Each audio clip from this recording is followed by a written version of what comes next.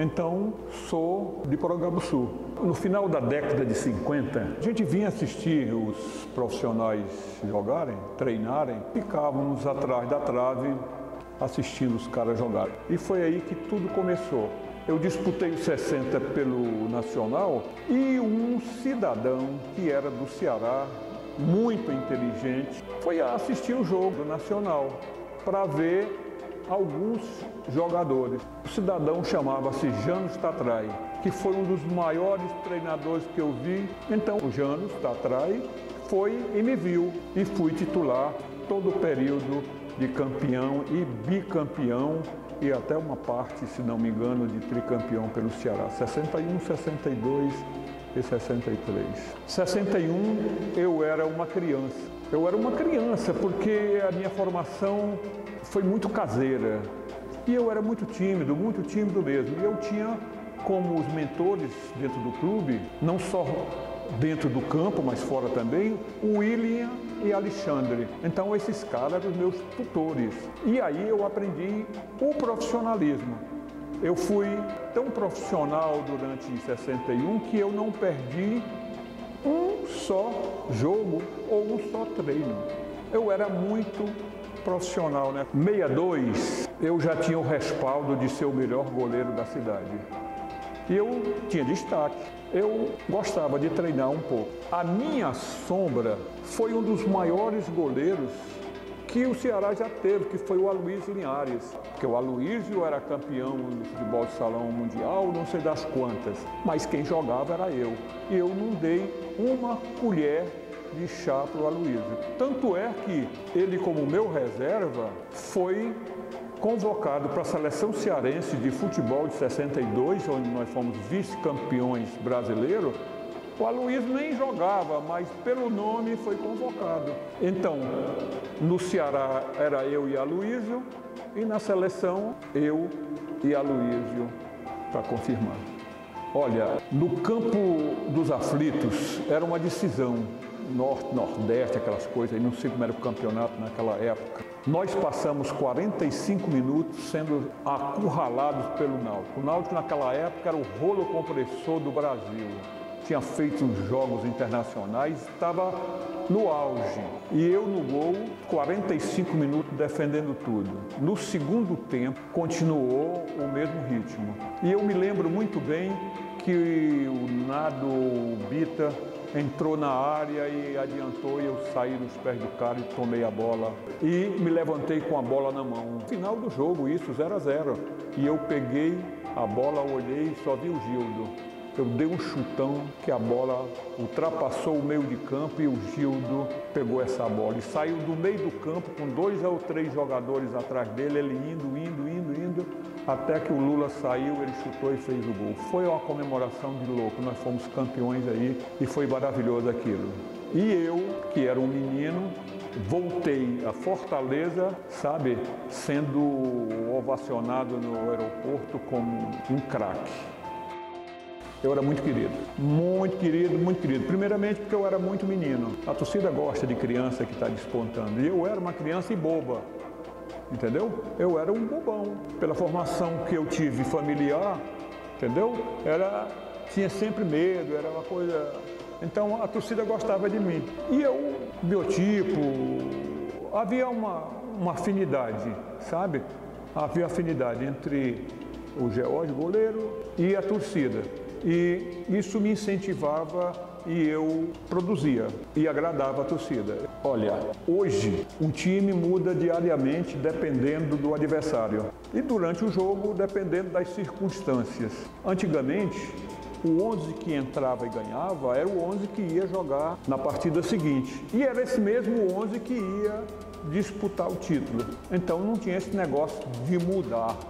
Então nós éramos muito ligados afetivamente. Os meus ídolos eram Alexandre e William, que até nas concentrações nós ficávamos no mesmo quarto. E eles em cima de mim, colocando energia, aquela energia para me tornar um bom profissional. E o Gildo na frente a gente nem fala, né?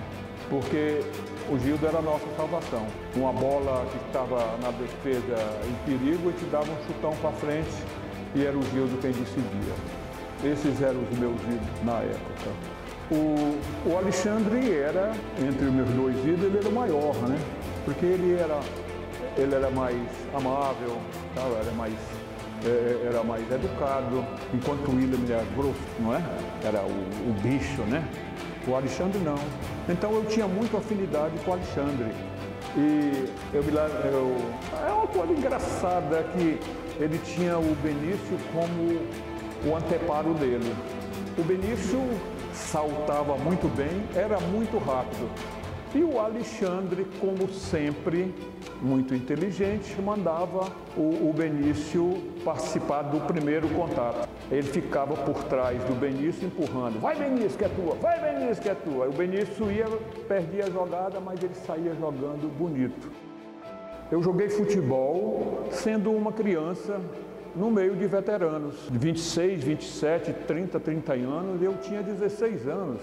Então eu era um recém-nascido no meio daquele pessoal. Por que isso? Porque quando eu deixei de estudar, não tive dinheiro para continuar os estudos no ginásio 7 de setembro, a minha mãe conversando com o meu padrinho e ele disse, vou colocá-lo para ser marinheiro, mas ele tem que aumentar a idade. Então eu aumentei a idade 2 anos. Então eu joguei sempre com uma idade aumentada de 2 anos.